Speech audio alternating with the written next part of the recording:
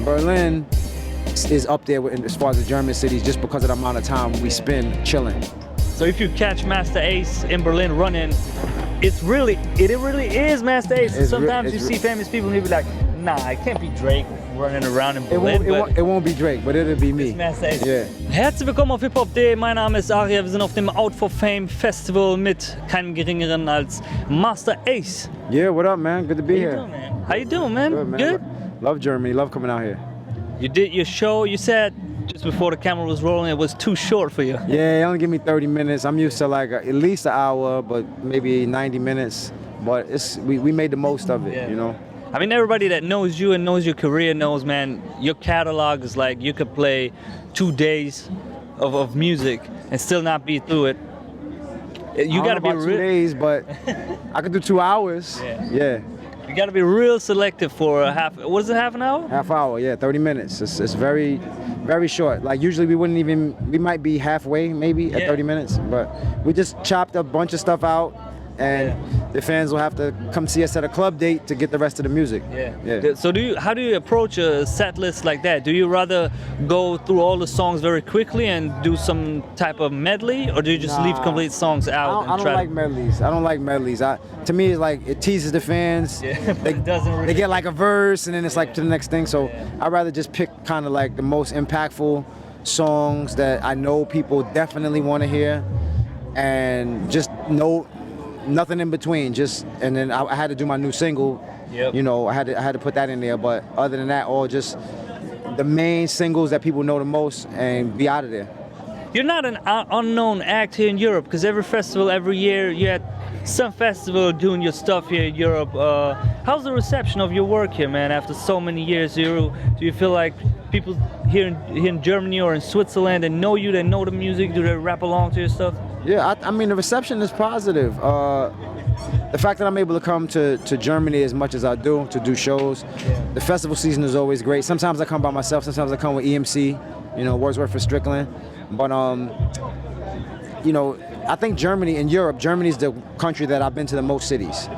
We were trying to count one day. We got up to like 30 cities, and it was still more. Damn, that's more cities that I've been. And I've been to plenty places. Yeah, that's a blessing though. You know, shout out to Sabotage, my homegirl Karen out in Berlin. Sabotage, who's been booking me in Germany since 2000, in Europe period since 2000. So that love goes to her.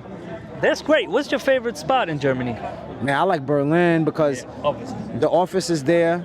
So when we go to Berlin, we get to really hang out. We spend off days there.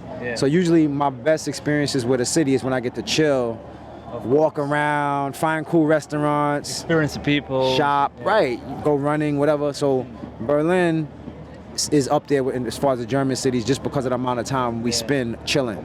So if you catch Masta Ace in Berlin running, it really is Masta Ace. Sometimes you see famous people and you be like, nah, it can't be Drake running around in Berlin.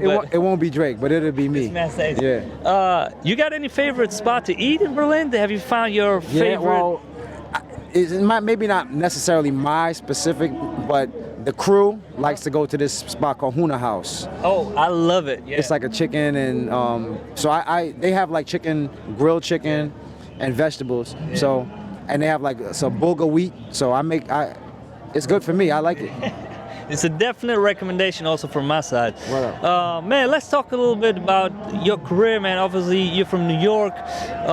Having such a career behind your back and having such an impact in New York music. When you look back at your career and what happened in New York through all those times, what's the feeling that you get when you think of, you know, your hometown and hip hop and the impact of it? I mean, it's pretty amazing because I would have never thought, coming from the neighborhood that I came from, the background, that I would be in these kind of places around the world, seeing different people that speak different languages. Most kids from Brownsville can't even imagine going to Germany or Norway or Sweden or Switzerland or France. So sometimes I have to pinch myself because it's hard to believe it's really real. But then I realize that I'm blessed to be able to do what I love to do, which is music, make money doing it, and share what I have with the people. So obviously your style and your approach to music has been very traditional over the years. You're one of those pioneers of traditional hip-hop music. Now the style in New York over the years obviously has changed, which is natural for music. Some people criticize it and say, why do people like Desiigner, he's a Brooklyn kid, I think. Yeah, he's from also, Brooklyn. why does he rap like a Southern, why does he rap like Future and all that types of stuff? They even said that about A$AP Rocky and multiple other people. What's your opinion? What's your perspective on the evolution of New York music and the identity of New York hip hop? Well, honestly, it starts with the DJ. When New York DJs on the radio started to play more Southern music, it's gonna influence the 12-year-old kid that's just getting into hip hop. If that's what they hear, that's what they know.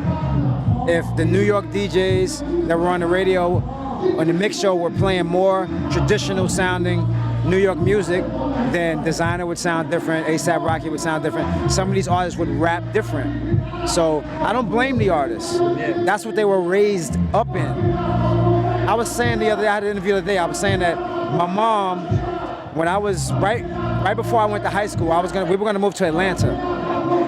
So I would have been raised in Atlanta from high school to now. I would be a different person. Different Masta Ace. My taste in music would be different. The way I speak would be different. So I don't blame those young artists. That's what they were brought up in because that's what the New York DJs decided to play and decided to do. There's still artists like Joey Badass who try to be more traditional. Yeah. So there are Bronson. Yeah, there's exactly Action Bronson. That's try to stay kind of true to what we believe is New York sound, and that's great that we have some kind of balance. So when you say radio stations, they play Southern influence music and this and that, blah blah blah. If you were in charge of radio stations, or let's say, I don't know, people, I would say I don't want to be in total charge of everything because everything is kind of like a natural evolution. But if you were in charge and could decide what to play on the radio for 1 year, Hot 97 was in your control for 1 year, what would you play? What would? Well, I'll tell you this. In Canada, right? In Canada, they have it's a law that Canadian radio has to play a certain percentage of Canadian artists. Like it's like a high number, like 40% or whatever it is, 60%. I don't know what the number is. It's mandatory, and I think that should be the rule for New York City. It should be mandatory. Sweet, yeah. You have to play 60% New York artists, New York-based artists, and then maybe the sound would change. That's funny though, and that I think that's probably one of the reasons that now we have Drake, Bieber, Weeknd, all those people come from Canada, and we don't even realize they're all Canadian, and they're making such noise there. Maybe because of this law, because people, kind of radio stations need to play Canadian artists, and you need to look for Canadian artists. But on the other hand, if you don't have to do that as a New York radio station, you just play what's hot in a club, in a strip club, wherever, and you just go for Future all day. Right, I agree with you all the way. Now that we're chilling here in the backstage, obviously today's an interesting day, man. We got Masta Ace here, we got Onyx there, who are about to go on stage in a couple of minutes. We got, I think Jerry the Damager will be here in a couple of minutes. Yeah, I saw him.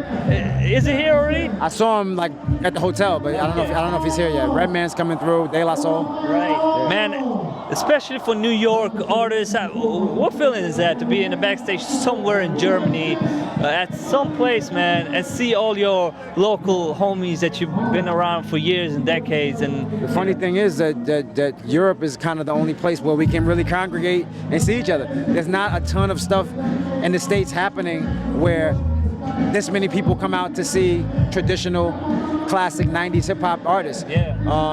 There's some tours that happen or whatever, but for the most part, we see each other in Europe. Do you have the feeling that it's dying down, this the art of, having hip-hop jams here and there, and people just going there for the love of, just to see what's happening? Because I have the feeling back in the days, people didn't even know to what event they were going. It was just like, there's some hip-hop event, let's go check it out. But now, if they don't know the exact lineup and don't know what they're paying the money for, like, nah, I'm not in. Right. Oh, Kanye not coming? I'm not coming. Right, well, that's the nature of the fan, I guess, but I hope that Europe continues to support the way they've been supporting. I think as long as artists keep putting out the right kind of music, the fans will stay. So do you think as a veteran artist that has a continuous sound in his career like you have, or all these people like De La Soul, Onyx, J-Ru and everybody, what do you think is the right way for you to proceed? Stay true to your own sound with the danger of, you know, not being recognized by the youth, or switch up your sound a little bit and, you know, what is the right way? I have a fan base. My fan base knows what kind of music I make. They like that kind of music, and that's what I like to make. So there's no reason for me to make music for anybody outside of that. If other people outside of my fan base hear it and like it, and they join, that's cool. But I'm not gonna make music for people outside of my fan base. That makes no sense.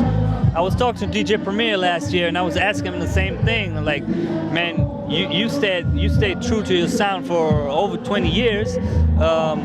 Or I told him about Ray Shremmerd. I was like, people say Ray Shremmerd is just a short-lived trend. It's gonna go away. And he was like, man, I'm doing the same sound for 20 years and never got old. So, you know. But he told me he goes into the studio and he tries to do the new kids' sounds just to see if he could do it. And then when he sees, yeah, I can, he deletes the stuff and goes back to his old shit. Do you sometimes try out and see how, you know, I don't. to just see what are they exactly doing, these young kids? Nah, I don't. I know what I like, and that's what I make. That's a good perspective as well. So you're working on new music right now? My new album just came out in May. It's called The Falling Season. Yeah. It's about my high school years. I'm working that album for the rest of this year, half of next year. 2017, I'm doing an album with Marco Polo, and that'll be out probably around this time next year, if we're lucky. Yeah. All right, man. We're excited. Thank you. Thank you for being here. Thank you for hitting the stage and having people have fun. And have a great time, man, with your fellow New York people. Appreciate it. Thank you very much. Yes. All right.